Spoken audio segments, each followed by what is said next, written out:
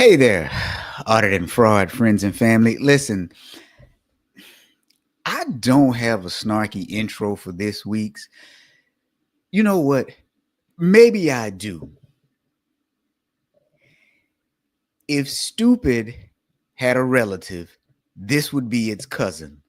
That's all I got for you this week because this one was unnecessary, shouldn't have happened, and you're going to be saying the same thing by the end of it.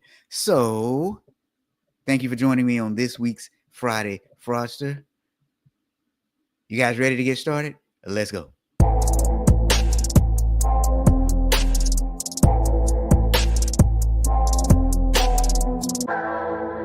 Welcome to the Friday Fraudster podcast. Join them as they discuss sad, funny, and sometimes disturbing fraud stories.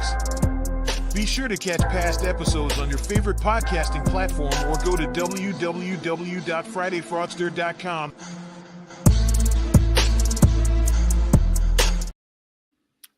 All right. Hey, everybody. So look, hey, we got Carol and Marsha, if I can talk right, here already. Hey, Marsha, Thomas and I are going to be in Toronto in July. So we've got to see if we can meet up while we're in Toronto. So look, you guys heard the intro or lack thereof. This one is just crazy. And without further ado, I'm just going to bring up the guest co-host for this week. And sorry to disappoint you guys. It's not Christine this week. What has happened with Christine? She's completely bailed on us the last couple of weeks. Someone needs to get onto her. She actually has a life. I don't believe that. Well, I mean, that's what she tells me. Wink, wink. That she has a life. But she should be back next week. So, Thomas, what's new with you, man? I'm just finding it funny you saying that this is dumb. Dumb had a cousin. One of these days we're going to upset somebody. We keep talking bad about people. One of these days we're going to get like a nasty email or something from someone. But no, things are good. Things are good. May was an entertaining month as always, right? So now we're hitting summertime and schools are out. The other day, I actually left my house for a peer group at 6:30 in the morning, and there was no cars at the main intersection I go through, and it was daylight. And I literally had to check 3 different clocks to see if I was at the right time. Was something wrong? Because it just felt so weird and surreal that it was just nobody out there, and it was daylight at 6:30 in the morning. So I'm all off right now. I tell you what, that's usually when I take my morning walks. So I'm up that early. Anyway, taking my walk. I'm normally up, but I'm normally right here working. I'm normally not up driving yet. Marsha said Christine is living life, right? And Kimberly is here again. Hey, Kimberly, and so is Kay. This is Kay, says LinkedIn user. She says, feels like a Monday. Help you laugh. You know what? Oh. This story might actually make you laugh. Just wait. You know what? Laugh, cry, something. Right? Laugh, cry. Just some people are just stuck on stupid. And here's the thing, too. Somebody is going to say, hey, that sounds just like a story you guys did a couple of weeks ago. And it kind of does, except for, and I had to double check it to make sure it wasn't the same story. The story that we did that's similar to this one was on the West Coast, whereas this one is on the East Coast. So I guess from coast to coast, we got stupidity running rampant in the U.S. right now. So that just, man, I wish my soundboard was working. I need a rim shot. But okay. But no. So listen, anybody who's had children at some point has probably had them go to a school, whether it's public or private. A lot of money funnels through school, right? I mean, Thomas, your kids in public school or private school? They are actually in a private school. It costs an arm and a leg, doesn't it? Yes, it does. Yes, it does. Yeah. Now, mine's a little bit unique. It's a hybrid school. So they go to school Tuesday, Wednesday, Thursday, and then they get a packet from the teachers for Friday and Monday. So it's a homeschool, private school combo, which saves me a little bit of money. But yeah, it still isn't cheap. Yeah. And so would you would you be upset if some of the money you paid to the school was like misused? Oh, yeah, absolutely. Now I kind of expect. No, I'm not going to say that out loud. Even if it was public school that my kids go to, regardless, because that's my tax money as well, right? So in any, whether it's public school or private school, if the money is not being managed correctly, yeah, it makes you mad. You know, you're blowing my money where I could blow it on, Disneyland or something. I mean, Yeah. Well, and I think too, I think small amounts aren't necessarily too bad. Like somebody takes a couple of dollars from the concession stand box, still wrong. I don't think the sky would fall, right? I don't think parents would just go to the school and protest and just be really, really mad if that happened. I think that's small stuff. well, it depends. If it negatively impacts the football team here in Texas, yeah, people would be up in arms about it. Because Well, those that don't know, in Texas, football, high school football especially, is its own religion. So you do not mess with high school football, even if it's just $5. it really is. They are groomed for football in the state of Texas. Now, here's the thing, too, though.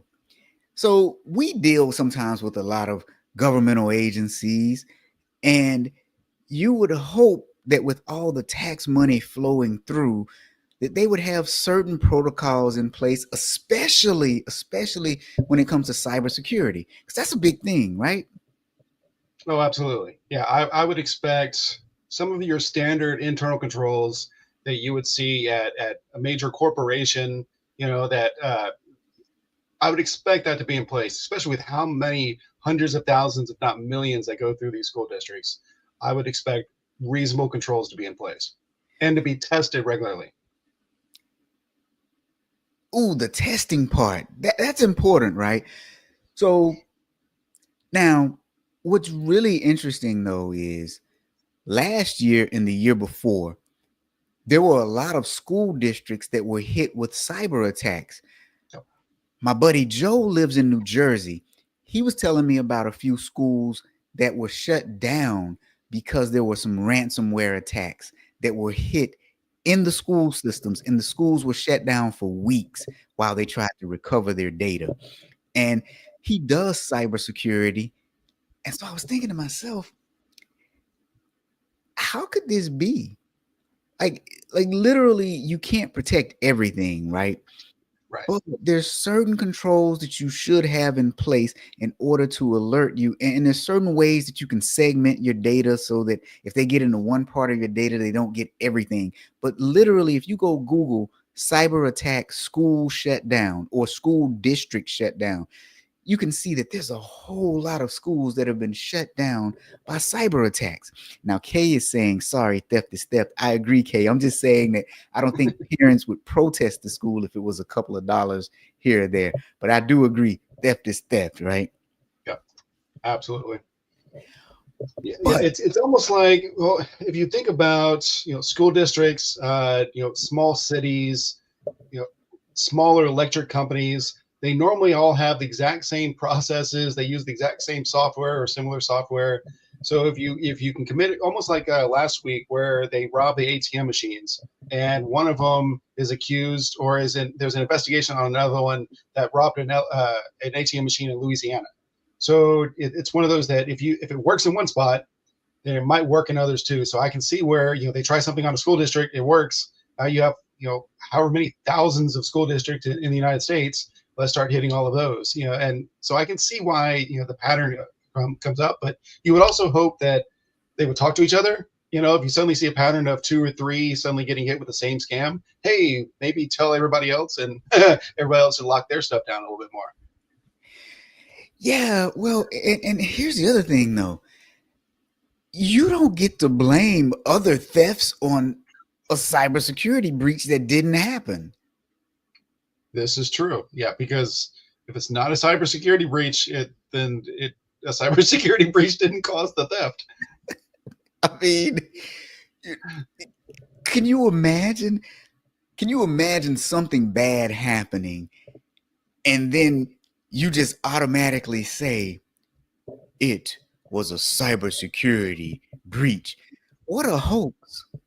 Well, that reminds me of the original Die Hard trilogy, where the first one, it seems like, is a terrorist organization. They're doing a terrorist attack, and really they're just robbing the safe, right? Or the third one that I just recently watched with my son, it looks like this terrorist group, they have some bombs and they're going to blow a school, and so they get all this money, and instead they're just they're robbing the gold exchange, right? So it kind of seems like something like that, where in this instance, actually, the school is saying, hey, it was cybersecurity, and really it was just something a lot more old fashioned and easier to do.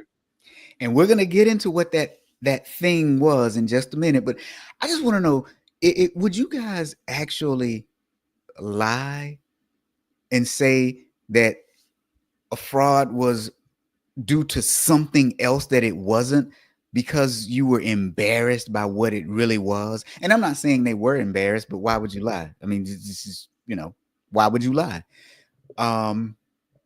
Would you guys do that? By the way, let's talk about Die Hard for just 1 minute.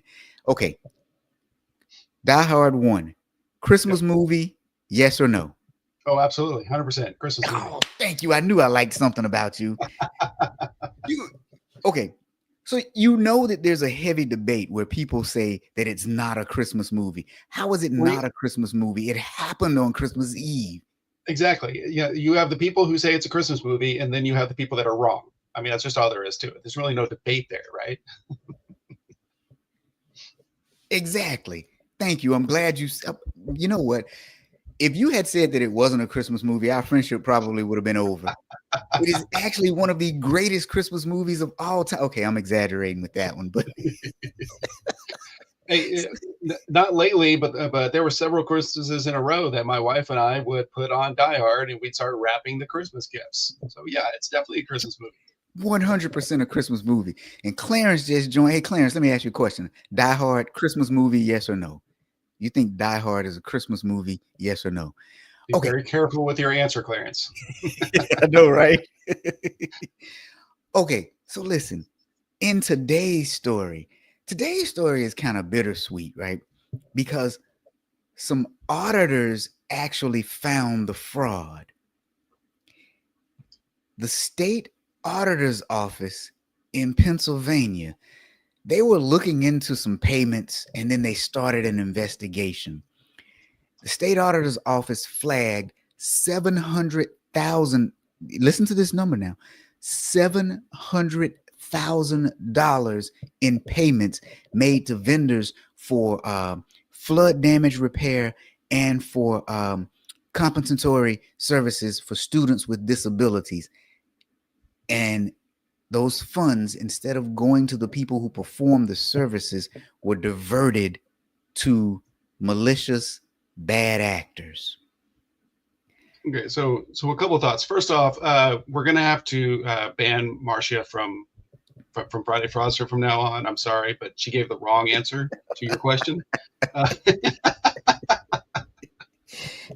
Darn it, I don't have my soundboard.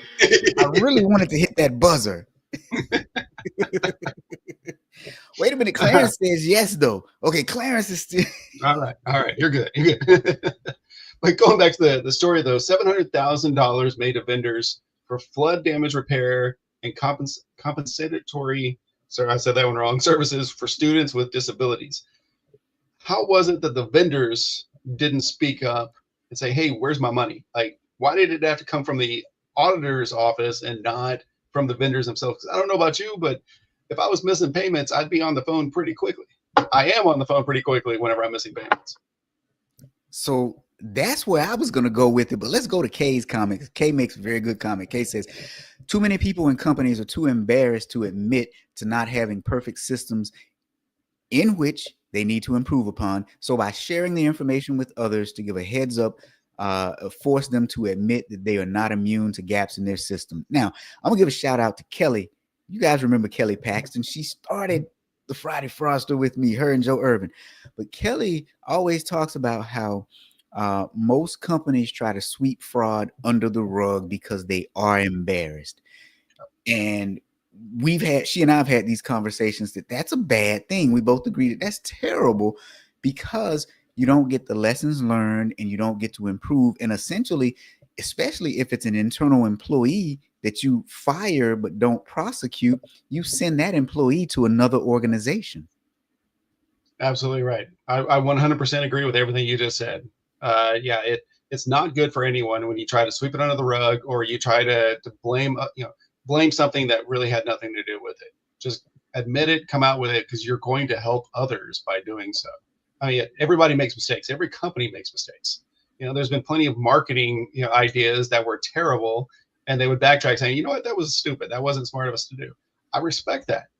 But whenever you make a mistake like this and you don't own up to it, you lose credibility within your organization. Yeah, absolutely. Okay, so now you guys check this out. $700,000, right, is what I said. When the auditors informed the city controller that these funds were dispersed to the absolute wrong people, the city controller, a young woman named Miss Brady, she said it appears that bad actors, no, she said that it was the result of a cyber attack. She said this was a cyber attack on the school district. Now, before you say anything, let's ask the question here for the audience, though. Whenever you hear the term cyber attack, because I can see how she could try to spin it to come across as a cyber attack, but if you hear the term cyber attack, what is your definition? What do you think of when you hear cyber attack? Because I'm curious about what others think whenever they hear that. That's a good question, because isn't that just the blanket term that's used for everything? Because what exactly did they do if it was a cyber attack, right? Right. I mean, I think of cyber attack as something almost akin to hacking, right? They sent a malicious code, a phishing or scam email, something along, trying to steal username and passwords and log in.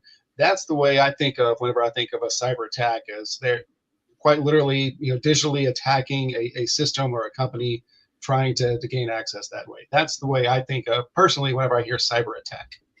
Now, I'm going to steal this. Kay just said, be a housekeeper, but never sweep under the rug.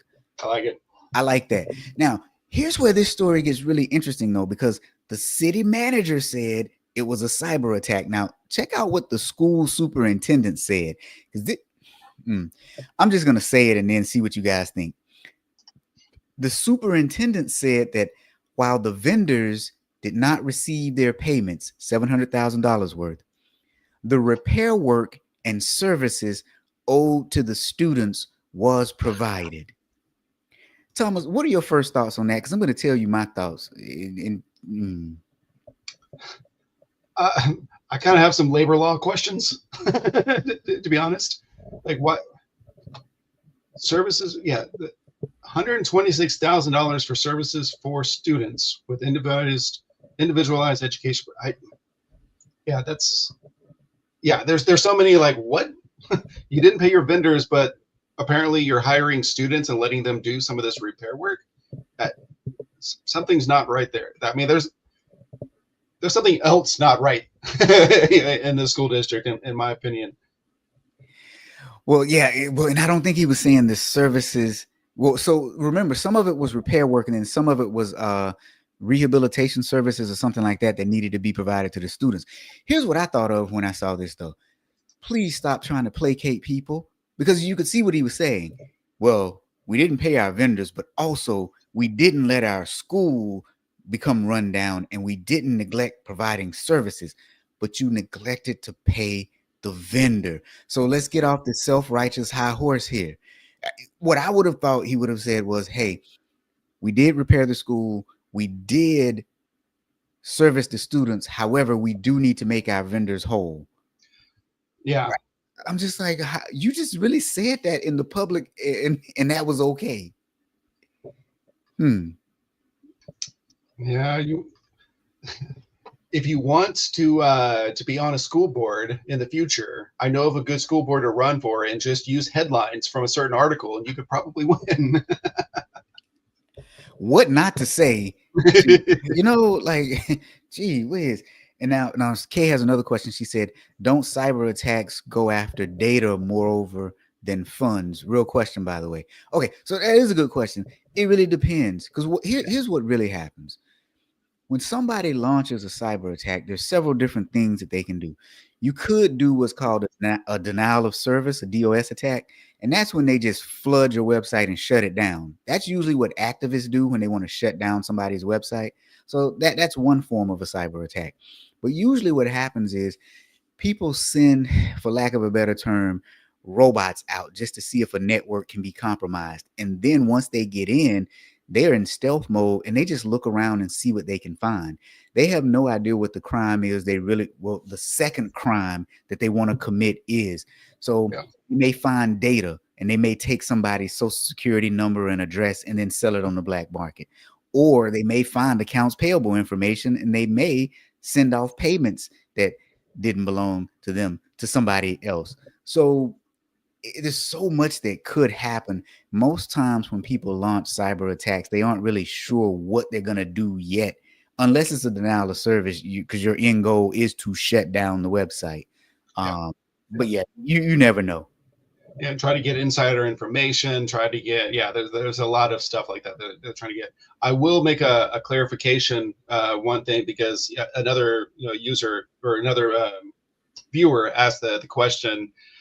And so what it looks like is what Robert was saying earlier. It's the fact that the vendors did not get paid, but all of the repair work, all of the services was taken care of. So the students actually didn't get paid. It's really poorly written here, or actually it's probably the quote that was really poorly said.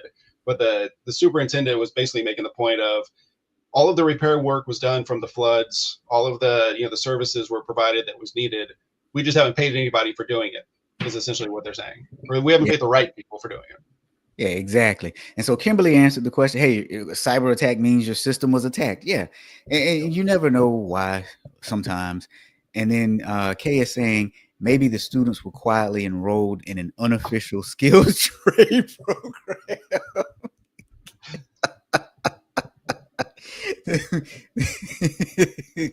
That was funny. Anybody listening to the replay and not watching, they probably think I'm crazy because I just didn't even read it all. That was just funny. I couldn't. Okay. So now it gets even worse. So, okay. We heard from the city manager. We've heard from the superintendent. So the auditor's office actually discovered 4 instances of fraudulent payments to 2 vendors in 2024. One payment alone was for $563,000 for flood damage repair work. Another one was for $126,000, and that was for the services with students that had individualized educational programs. So I'm assuming those are some students with learning development issues or something like that. So those 2 payments alone were very large. So this got me to thinking, first, if I'm a construction company and I haven't gotten $500,000 in payment,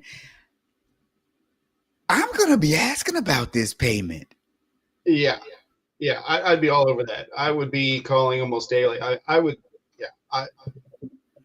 I would be so on top of that, right? That's a lot of money. And a lot of that probably covered supplies. So now you're running, in the red, trying to cover your costs for the supplies used for that repair work as well, most likely. So yeah, that's a huge chunk of change to be waiting on for a payment and not be complaining as loud as possible to anybody that would hear, including the local media. Right? Because it seems like that construction company would have gone to the local media and said, hey, the school district owes us $500,000 and they won't pay us. I mean, to be honest, that's what I would do when it comes to, obviously not a company or something like that, right? But a school district that's supposed to be answering to the voters. You go in there and say, hey, I hope you like all the repair work we've done. We've contacted this person, this person, this person. Here's the evidence that we've contacted these people. They're refusing to pay us for the services that we took care of our students for. I would be doing that. If it's $500,000, it's been 6 months to a year, you haven't gotten paid. I'd be raising a stink. So let's go a little deeper here because here's my speculation.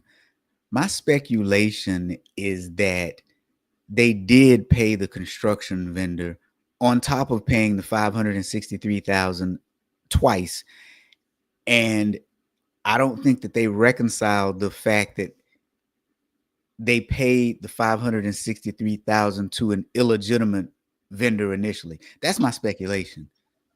You think they double paid it and they're trying to kind of sweep that under the rug that they paid twice? Thank you. You said that a whole lot better than I explained it. Yes. Yes. Because how does a payment that big, how do you just miss it? How does the vendor not say anything? How do you miss it? And then if the auditor actually brought it up to you, nowhere in the articles that I read about this story did they say they actually paid the vendor. So at some point you had to have paid the vendor. Yeah. Yeah, I think this is Kay again saying agreed. Make the issue as public as possible to bring attention to get it paid. This is $500,000. Okay. And again, right? Like you go through the proper channels. You know, you talk to the AP department, you talk to the people you worked with, you go up the chain. But if you're getting no response, then yeah, you take it public with something like this for that, especially a large amount of money like that. So I'm shocked that it took this long. So yeah, I'm willing to bet something got paid and they just haven't admitted to it yet. Now, here's where it gets fun, though. Here's where it gets fun. So let's just recap just a little bit because we just said that a school district basically paid the wrong people almost $1 million.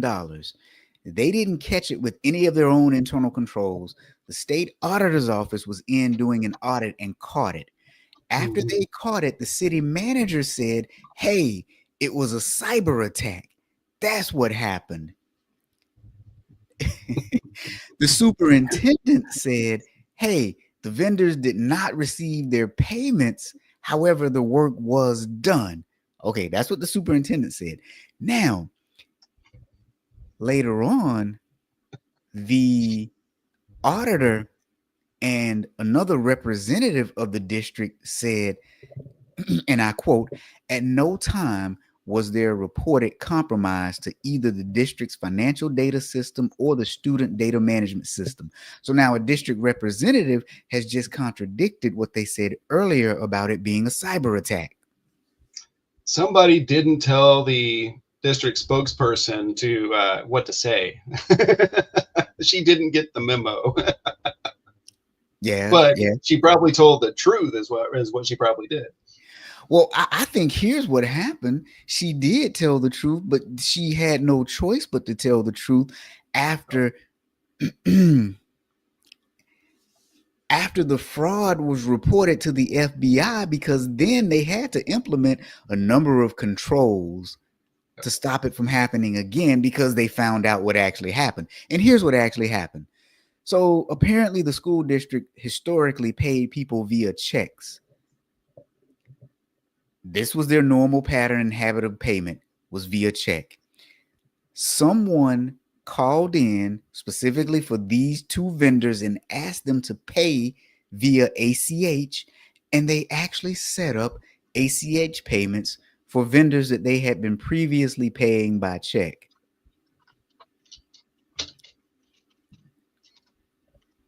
Sorry, I'm looking up because there's a comment there about something fishy. So I'm curious about something historical. Kay says, sounds fishy. Maybe something swam in and died during this flood issue. but think about this now. Here's where it gets really interesting. So yeah, all district vendors were set up to receive paper checks as payment. But in the instance of these 4 payments, someone impersonating the vendors requested that the money be sent via ACH. Now, here's another thing that they said too. I don't know if I actually buy this, but we'll see because it's making the news. A spokesperson said that the money never actually reached the vendors. So if the money never actually reached the vendors, why are we talking about this? Well, I'm thinking that there's again, this was terrible wording on their part, right? But I think they mean the money never hit the vendors that they're supposed to go to. It went to this third party. I think is what they're trying to say there. There you go. I think that's what they're trying to say too. So, talking about whether or not it was suspicious or not as far as the cost, there was significant flooding. This was in the Philadelphia area. So in Philadelphia, there was significant flooding from a storm in January of 2024. There was at least one school that was severely damaged, where there was water actually leaking from the third floor into the second floor and all the way down to the first floor in some areas. So it was actually raining in classrooms, says one coordinator. So that does sound like quite a bit of damage. So I could see where it would be, hundreds of thousands of dollars to do the repairs. Yeah, I mean, we can see that. Sure, stuff happens. So, but let me go back to this, and let me just get straight in my head. All of your vendors are set to receive paper checks, and all of a sudden, two vendors request an ACH, not just request, but you actually approve the request and actually send money out. So, okay, here's where I'm stuck. First of all, you mean you already had a process set up for ACH? Because in order for them to have done it as quickly as they did it, unless it was an inside job, you already had to have had a process set up to facilitate ACH payments. That's the first thing. Second thing, though, when those came through, like the red flags didn't start waving, the alarm didn't sound in anybody's head. We don't have any vendors that are on ACH. Now, I still don't know if that's true or not, but that's what they said in the article, right? All vendors receive checks. So if all your vendors receive checks, these two weren't red flags at all. Yeah, it should have been a red flag when someone, because I guarantee you someone had to ask, hey, how do I set these vendors up for ACHs? That should have been the first red flag, right? Yeah. But if that didn't set off a red flag, which it should, the other red flag should have been when any other vendor got word, oh, these guys got paid with ACH, I would be raising heck saying, then why do I have to get paid by check? And then all of the other vendors would probably be lining up at the door to update their payment process. Right. Not only that, though, the very first ACH payment that you've made at your institution happens to be almost $500,000. Yeah. Why didn't the bank flag that, I wonder? You would think the bank would have questioned it. Nah, I don't know. I don't think the bank would have questioned. So now Kay is asking, don't ACHs require pre-notes? Yeah, but I mean, okay. If the pre-note just establishes that this is a legitimate account, right? I mean, yeah, it's not. If I'm sitting here with the paperwork and someone is saying this is my account number and this is my routing number, the pre-note is just saying, okay, this is a valid account. It's up to the organization to say that it actually is an accurate account, right? There's a difference between it being a valid account that can accept cash versus it being the accurate account being paid to the accurate person. Yeah, that's absolutely right. Because I've done the same thing where I'll set up a new ACH. Chase Bank will flag it as, are you sure is this accurate? I'll say yes. Sometimes they'll delay the first payment to make sure it's accurate information. But that, you're right. All it is confirming these are actual bank accounts, information. It doesn't confirm this is the correct vendor that it's supposed to go to. Yeah. So, and it's weird because even in many of the articles, let's see if I can find the exact wording. If I can, I'll just say it. Okay. So the superintendent said that the district reported the fraud to the FBI and has since, quote, implemented a number of measures to enhance internal controls, but according to the news outlet, declined to provide more details because of the investigation. Yeah, it's supposed to be an ongoing, because this is a very, very new. I mean, the main story is only about a week old, so yeah, it's still very new as far as information. Yeah, and then there's Carol saying pre-notes are best practice but not required. Yeah.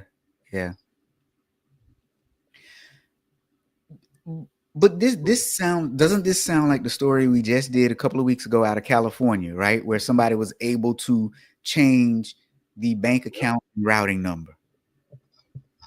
Yep. Yeah, this is one of those standard, and corporations are getting hit by it. The school districts are getting hit by it, and if you scroll down further in the article, it actually says school districts across the country have been hit with very similar scams. So it's not just this Philadelphia one; it's been just all over the place. So again, it's very simple. If you get any kind of email or document saying you need to change our payment, information, you need to pick up the phone and talk to someone or yeah, call somebody and verify it verbally. Is this correct? Did you actually make this change? If you have to, call two people and verify that this is accurate information.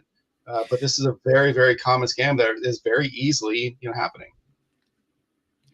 Well, let's talk about the ugly elephant in the room, though, because this is a common scam, but it is one that is one of the most easy to avoid. And why is it happening to school districts across the nation? Look, some people are going to be mad when I say this, but we got to call a spade a spade. It's because the internal controls in a lot of school districts are extremely weak. Also, a lot of school districts do not have any type of internal auditing department or anything like that. They have no third line of defense to actually help monitor controls. Now, I know the state of New York, what they do is if your school district is above a certain size, they require you to have some sort of internal audits. And granted, what they do is they hire people like Thomas and I that have small organizations to come in and do audits. So any school districts that are listening, if you're a small school district, call us up because we can do it remote. We have the staff available. We have the know-how. This stuff is low-hanging fruit. This is very low-hanging fruit. Now, Yeah. Kay is saying ACH also verifies ownership. The owner of the account must respond back with the amount that was deposited. Right, Kay, but if I'm the scammer, I already know the amount that was deposited, and I'm going to reply back with the affirmative. So, and that's why this one is totally the school's fault for not doing due diligence on the actual person. They trusted the person that they set up the account with. So that's the big problem. They trusted the person, Yeah. and or the people, and that makes absolutely no sense. And this one is real simple too, right? You get the documentation. You first of all compare who you receive the documentation from with information that you already have on file. So, for example, if you get an email, you look and you see what are the email addresses that I have on file. Now, because emails can be spoofed, you should already have a contact phone number. So you're going to pick up the phone and actually call that person too as a secondary measure. Now, if you really want to get sophisticated with it, you have a vendor system, a third party provider where your vendors have a username and password and they log in and they control all of that stuff themselves. But this one is a no. The first time I investigated this was at a university where I was a chief auditor, and it was disastrous. These people said, well, we got an email and we just trusted it because it was from the CEO. And I was like, yeah, but they wanted you to change the bank account and routing number for all of their payments. Don't you think that at least warranted a telephone call? Well, maybe, but we just always email. Okay, wait. Don't you think that this type of activity at least warranted a telephone call? Well, I guess so.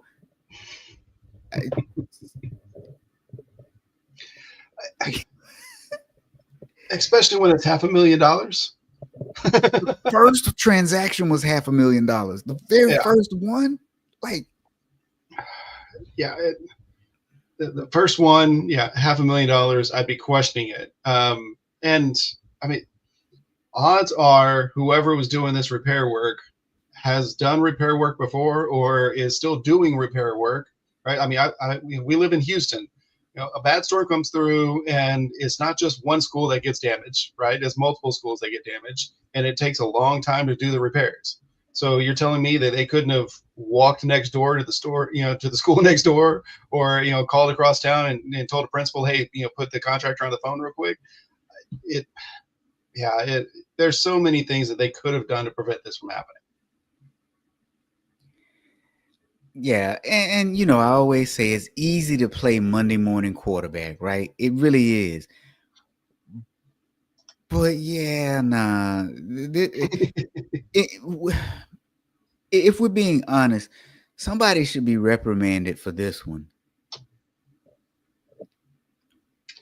I Somebody mean, should be reprimanded, but also I would be challenging, why was it not caught internally by some type of an internal audit? And like you said, there's a lot of schools that don't have internal audit departments, but if you have one vendor getting paid $500,000, and yeah, that means the school district has enough money going through it that they should have at least one, whether it's outsourced or insourced internal auditor looking at different transactions, right? I mean, if you have that much money going out, then it's you've got a large budget. You should have some kind of internal controls in place and monitoring and testing of those controls. you would think, but again, this was so glaringly obvious. Again, first time payment, first time ACH, if indeed they were telling the truth about, all of the other payments being check, like that. So it makes you wonder though, how well are the people trained in the office? Like hmm how well are they trained to spot red flags? How comfortable are they with speaking up when they see something wrong, or are they just phoning it in every day? Yeah, yeah. If you and if you take, you mentioned New York. New York has, where if you're a certain size, you have to have some type of an internal audit function. Theirs is $5 million in general fund expenditures in the Ah, previous okay. school year.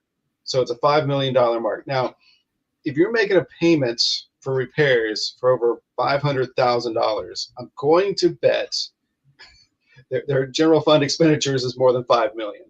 I That just seems like a reasonable expectation there. So it feels like, as much as I hate to agree with the state of New York on anything, being a Texan, it seems like that $5 million mark might be a reasonable thing for other school districts to implement, or other states even to implement. Yeah, and okay. So I'm reading a little further, and I just, I mean, you guys who have been listening a very long time, you know how I feel about lawyer speak and fluff speak. It really gets on my nerves. And hopefully I lost this one because I don't want to go on a little tirade. Oh, never mind. Here it is. So, one of the representatives in the school district said that his team is dedicated to very strong fiscal stewardship. Okay, that may be the case. Not going to argue that at all. Then it said, noting that the district's bond rating recently reached its highest level in more than 40 years. Well, that has nothing to do with this fraud that just occurred. Your bond rating is a culmination of that kind of talk. Really, just it upsets me because it's a shell game. You're trying Yeah. to say, well, because we have this, then you should really not look at it. No, you made a mistake. It's okay. Say that. Like, Even though this happened, we have this. So vote for me in the next election, is what I'm hearing. right. Oh no, what is this? I think this is K. Yeah, on another note, according to federal authorities through personal experience, schools, medical offices, insurance companies are experiencing, oh yeah, sure. Cyber hacking attacks to collect social security numbers and date of birth. Then they wait a very long time before using, even forgotten, causing major issues down the road with the kiddos. Yeah. So to K's point, yeah, what they're doing is they're looking at babies, newborns, kindergartners, elementary school, and then you wait a couple of years. The child is 10. All of a sudden, the child has credit taken out in their name. By the time they turn 18, is when they discover it, and they're like, "Wait a minute, this is not me." So here's what I would urge you all to do: put a freeze on your kids' credit reports, because yes, they do have credit reports, even though there's no information, quote unquote, flowing through it. If they have a social security number, and an address, in theory, they could have or get credit. So put a freeze on your kids' credit reports. Oh, absolutely right. It's scary. It's scary what they can do with that information. Yeah, you've seen it time and time again. Yeah, and Clarence is saying, yeah, that's right. No reviews or approvals were being done by the higher ups or even the lower people. Hell, nope, I'm sorry. Because, well, no, because I'm reading this other article and they talk about for more than a decade, the school district of Philadelphia has had clean audits with no material findings, is what they told the media. Great. I get that. I understand that. It's a matter at hand that needs to be taken care of and taken care of urgently. And I do get why some of this language is necessary because most of us as people are very fickle and we need to hear some of this fluffy language to make us feel comfortable. I don't have any like concerns about the whole school district, just this particular issue. Like this was nuts. Well, and so I hate gotcha auditors, meaning I hate whenever auditors just go in there and try to find anything and everything and feel like they should always have a ton of issues to write up. And I hate those kind of auditors. But if you've gone that long and you haven't had any kind of significant findings, you kind of question, and I know nothing about the school district, obviously, right? But you question the quality of the audits because I know I do. Whenever I've audited the same company, the same process over a long period of time, and every single audit is 100% clean and smooth, I start questioning, what am I missing? What am I overlooking? Am I not asking the right questions? You start kind of doubting yourself. So I don't know. Whenever they say, oh yeah, all of our internal audits have been smooth with no significant findings, I say, okay, is the quality there of the auditors is my first.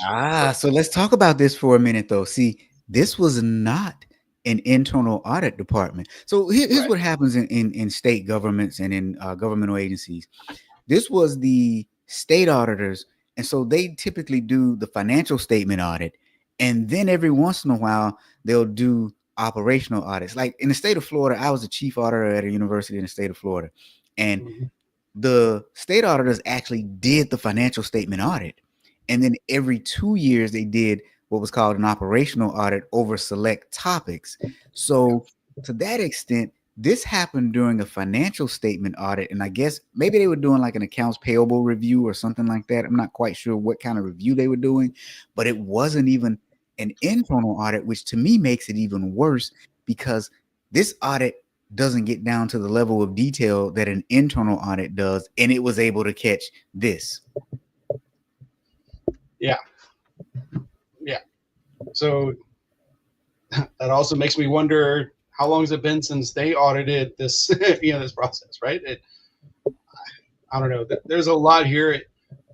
Like you said, it's easy to be Monday morning quarterback or, armchair quarterback. So I'm real curious if they'll take a look back and say, what have we missed? What have we not done? How could we have prevented this from happening? What have we not caught in the past that we should have caught? There's a lot that might have been swept under the rug that we're not aware of here. Yeah. You want to hear something real interesting? So Always. in Flagler County, something similar happened. And that's down in Florida, for those who don't know, Flagler County in Florida. Except for this one was a phishing scheme. And they were able to get $719,000. And this was in September, but this was in 2023. So yeah, they're targeting school districts because the controls are low. Let's not skirt around that and pretend like this is not a thing. They would target the lowest hanging fruit. And school districts as a whole, that's not to say that somebody's going to be mad and say, well, my school district is good. I'm not talking about yours. I don't know yours. As a whole, and on the balance of probabilities, the internal control environment in school districts and a lot of governmental agencies are not as good as they should be. Yep, 100% right.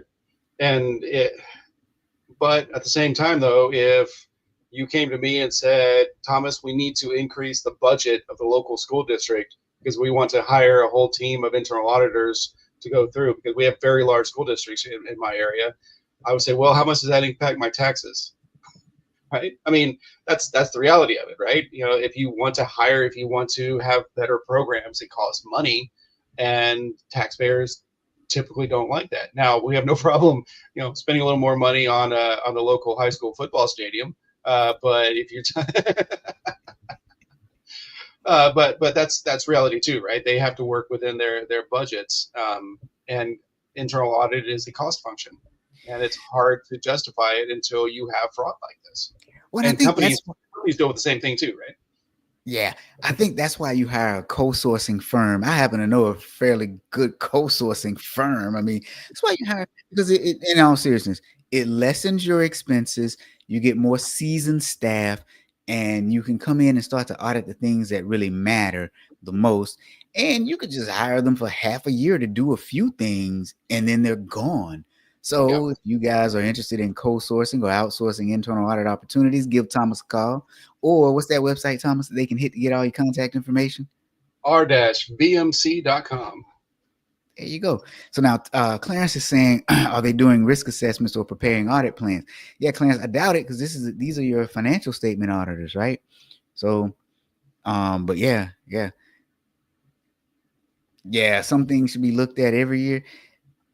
Yeah, some things should be looked at, period, right? Okay, that was bad. That was terrible.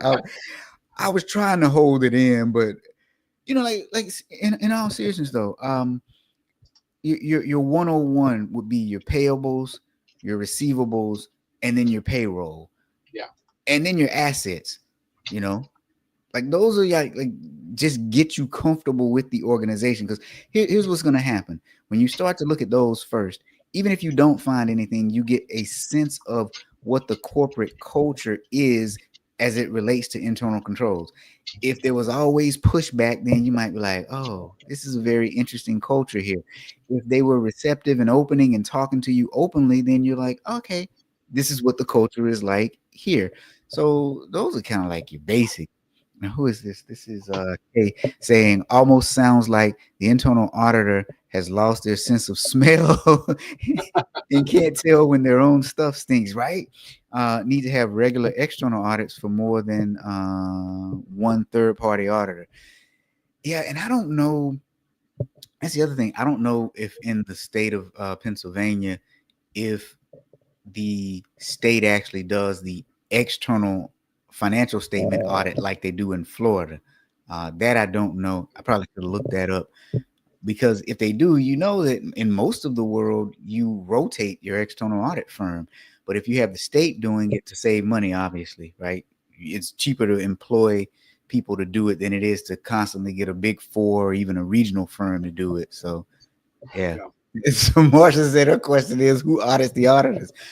I don't know about the state, you know, but in this case, the auditors actually found it.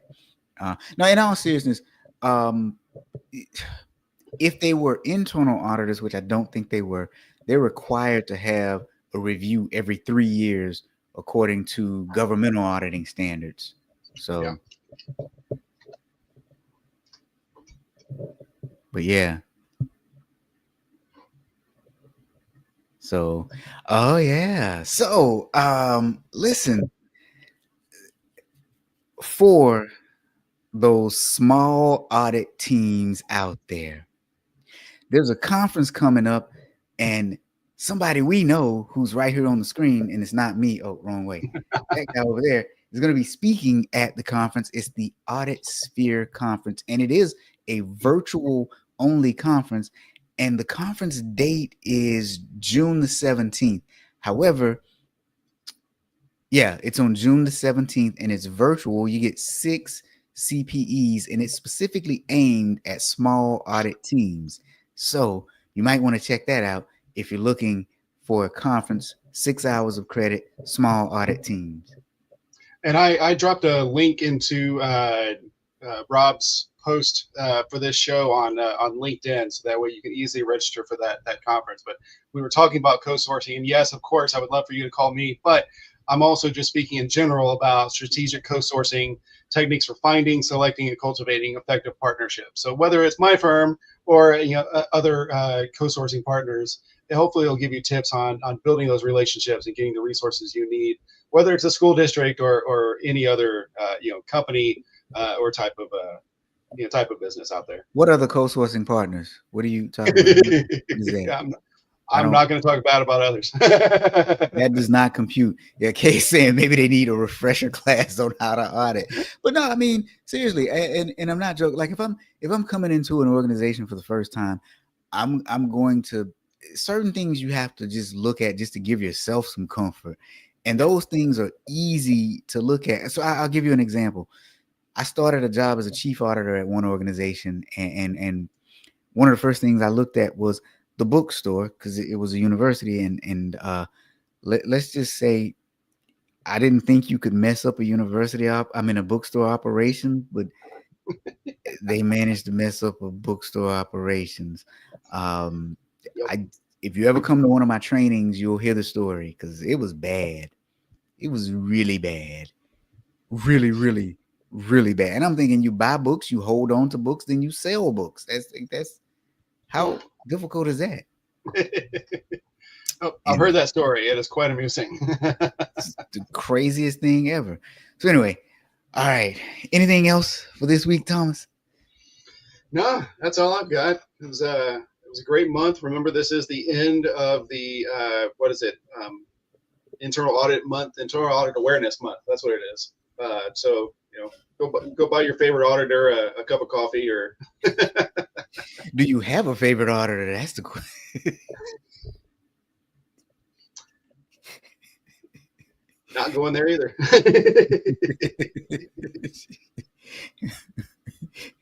I mean, I've been told that I'm people's favorite auditor from time to time. Still don't know if they were telling the truth or not, but Was that before or after they got a report from you? There you go. That's the problem right there. That is the absolute problem. Well, but yeah. The stuff that's coming up though, like we said, June 17th is the Audit Sphere conference. That should be a great one for small internal audit departments. And then, we said it a couple of times before, July virtual couple. And then in July, we want everybody to make a short drive up to Toronto and join us up in Toronto for the International IIA conference. That's going to be a lot of fun. A lot of great vendors up there as well, and I'm sure there's going to be a few great speakers. And let me just say, Marsha, I like my coffee Irish.